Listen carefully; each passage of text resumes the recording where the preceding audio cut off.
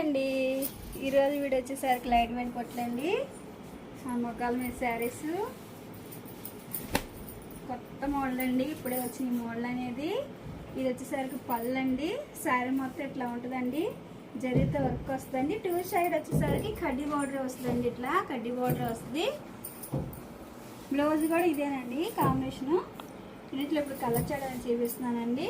ఇప్పుడే వచ్చినాయండి మోడల్ అనేది. ఇదో కలర్ కాంబినేషన్ అండి. పింక్ అనేది శారీ అండి.